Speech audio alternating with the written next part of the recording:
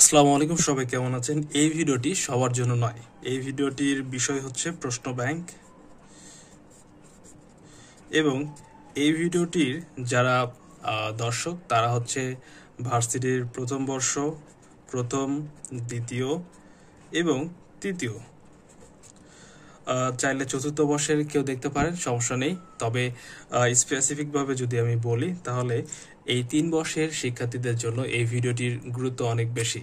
এবং এছাড়াও যারা প্রশ্ন ব্যাংক সম্পর্কে জানতে চান বা প্রশ্ন ব্যাংক কীভাবে পড়ে অ্যানালাইসিস করবেন সেই বিষয়ে চাইলেই এই ভিডিওটি দেখতে পারেন। আশা করছি আপনার ভিডিওটি দেখার যে সময় সেই সময়টি নষ্ট হবে না। তো দেখেন, প্রথম বর্ষে যারা আছেন বা দ্বিতীয় বর্ষ, তৃতীয় বর্ষে যারা আছেন তারা অনেক সময় আমরা যে ধারণা বিসিএস সম্পর্কে অনেক কম থাকে। আমরা কিন্তু বিসিএস এর যে বেসিক জিনিস বা যেগুলো না জানলেই আমরা অনেকটাই আমাদের সমস্যা হবে, বা আমরা বিভিন্ন ধরনের অনেক বই পড়ছি কিন্তু আমরা পাচ্ছি না বা আমাদের কমন আসছে না, সেক্ষেত্রে কিন্তু আমাদের যে বেসিক জিনিসটা সেটা হচ্ছে আমরা জানি না, বা আমরা জানলেও সঠিকটা জানি না। তো এই ভিডিওটির মাধ্যমে প্রশ্ন ব্যাংক আপনারা অবশ্যই, আমি বলবো যে প্রথমে আপনারা একটা প্রশ্ন ব্যাংক কিনে নিন। যারা প্রথম বর্ষ, দ্বিতীয় বর্ষ, তৃতীয় বর্ষে আছেন প্রশ্ন ব্যাংক কিনে নিন, এবং এটা কিন্তু নিয়ে এসেই যে আপনি সাজিয়ে রাখবেন এমনটা করা যাবে না। আপনাকে কোনো ক্রমেই প্রশ্ন ব্যাংক এনে সাজিয়ে রাখা যাবে না। তো আপনি কি করতে পারেন? আপনাকে করতে হবে অ্যানালাইসিস।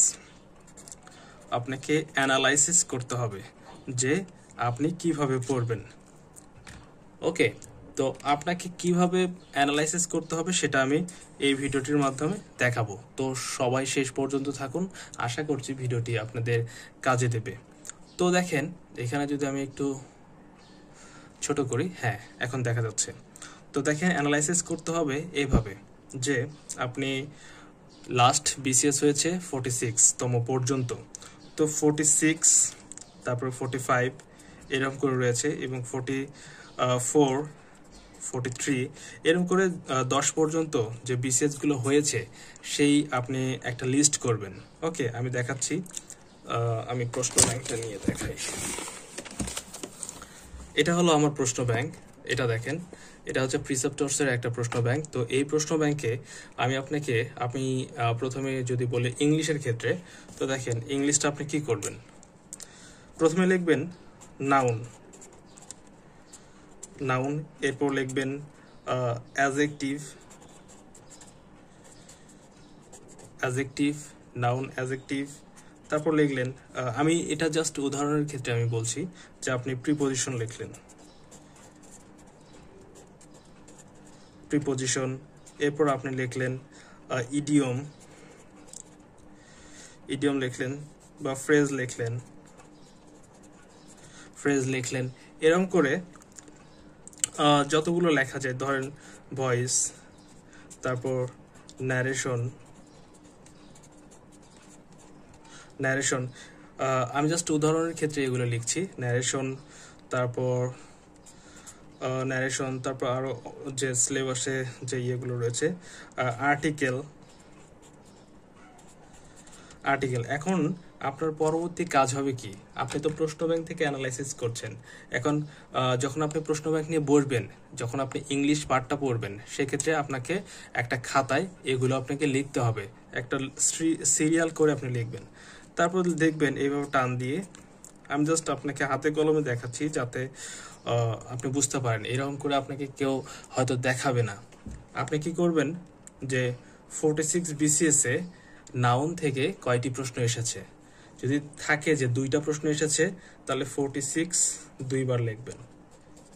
অর্থাৎ নাউন থেকে আপনার 2টা প্রশ্ন 46 বিসিএসে এসেছে।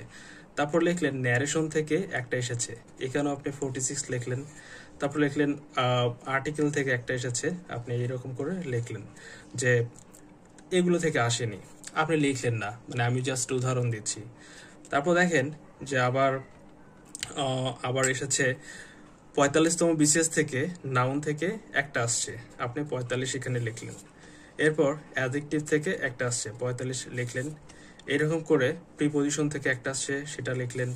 তারপর আবার দেখলেন ন্যারেশন থেকে একটা আসছে। এরকম করে মানে যতগুলো টপিক আপনি লিখেছেন আপনার খাতায়, আপনি এই রকম করে জাস্ট লিখবেন। তখন দেখবেন এইদিকে এসেছে কয়েকটা, এদিকে এসেছে কয়েকটা, এদিকে এসেছে কয়েকটা, অর্থাৎ আপনি তখন বুঝতে পারবেন যে আসলে কোন টপিকগুলো আপনার জন্য গুরুত্বপূর্ণ।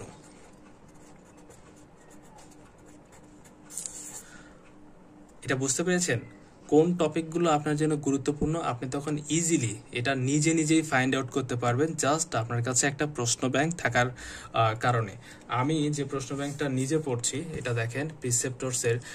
এই প্রশ্ন ব্যাংকটার যদি আমি ব্যাপারটা বলি, যদি আপনি এই প্রশ্ন ব্যাংকটা কিনে থাকেন বা এই প্রশ্ন ব্যাংকটা যদি কিনতে চাচ্ছেন, সেক্ষেত্রে আমি বলবো এটা আপনার জন্য অনেক ভালো হবে। কারণ আপনি নতুন প্রশ্ন ব্যাংক কিনবেন, আপনাকে যদি গুছিয়ে দেওয়া হয়, যদি সাজিয়ে দেওয়া হয়, সেক্ষেত্রে কিন্তু অনেক ভালো।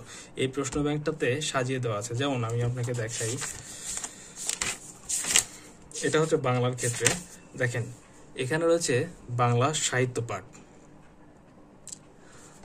পাঠ, অর্থাৎ সাহিত্য বিষয়ক যতগুলো প্রশ্ন এসেছে ততগুলো কিন্তু এখানে দেওয়া আছে। তারপর দেখেন এখানে বাংলা সাহিত্য পাঠ দেখলেন, এখানে দেখেন বাংলা ভাষা পাঠ। ইংরেজির ক্ষেত্রে যদি আপনাকে দেখাই,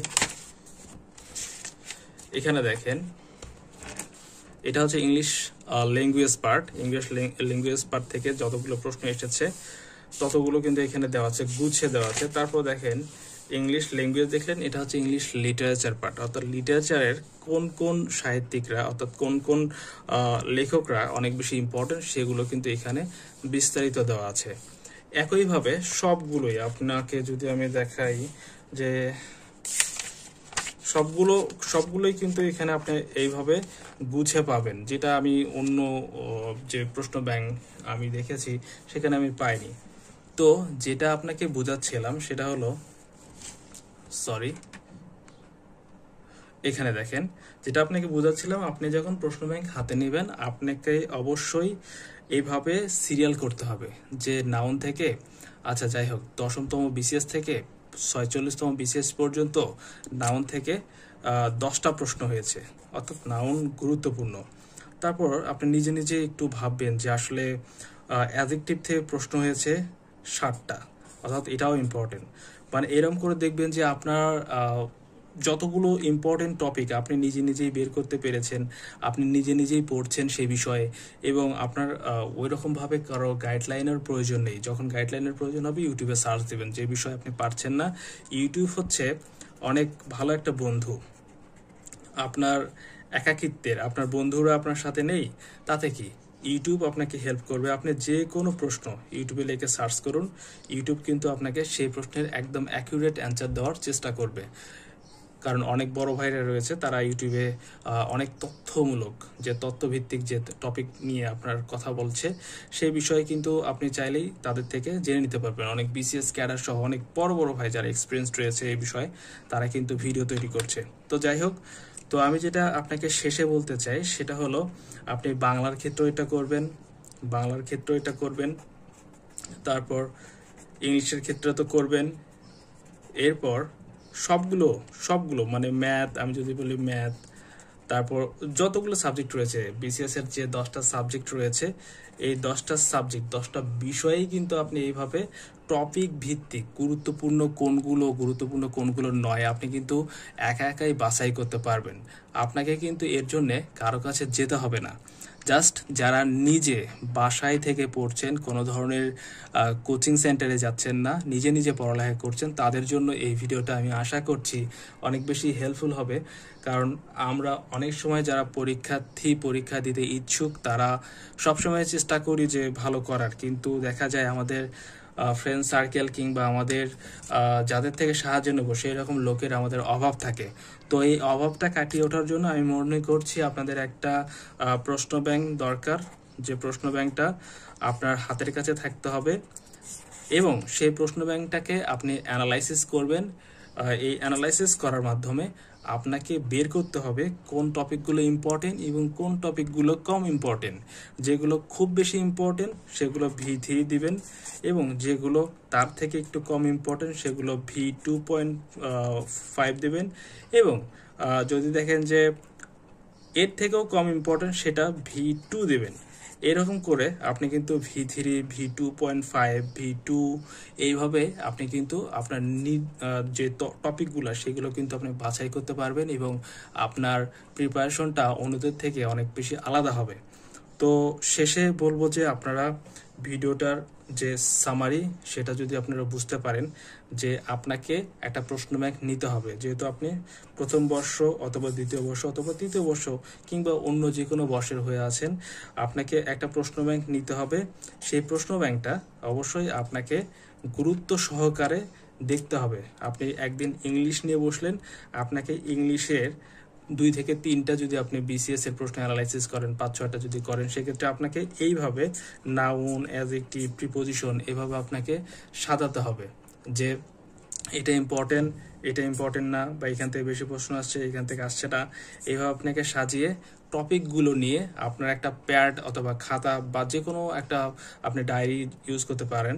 এই ক্ষেত্রে আপনাকে সেটা আপনার পরবর্তী চাকরি আগ পর্যন্ত এটা হেল্প করবে, যে তথ্যগুলো যে আপনি এইভাবে শিখছেন, এইভাবে এই ডাটাগুলো আপনার রয়েছে এবং এইভাবে পড়লে আপনি ভালো রেজাল্ট বা ভালো ফলাফল করতে পারেন।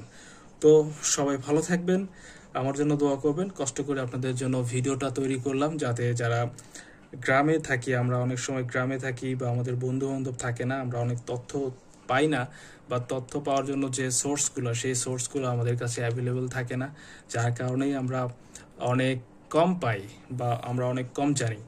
তো সবাই ভালো থাকবেন, ভিডিওটির যে সারমর্ম সেটা বোঝার চেষ্টা করবেন এবং আশা করছি এইভাবে যদি আপনি পড়েন আপনার সিলেবাসটা অনেক কমে আসবে এবং আপনি ইম্পর্টেন্ট টপিকগুলো বুঝতে পারবেন এবং পরীক্ষার হলে একই সাথে ভালো করতে পারবেন। ইনশাল্লাহ সবাই ভালো থাকবেন এবং আমার জন্য দোয়া করবেন, আমিও যাতে আপনাদের জন্য আরও ভিডিও তৈরি করতে পারি এবং আমি যাতে ভালো রেজাল্ট করতে পারি আগামী পরীক্ষাগুলোতে। সবাই ভালো থাকবেন। আসসালামু আলাইকুম।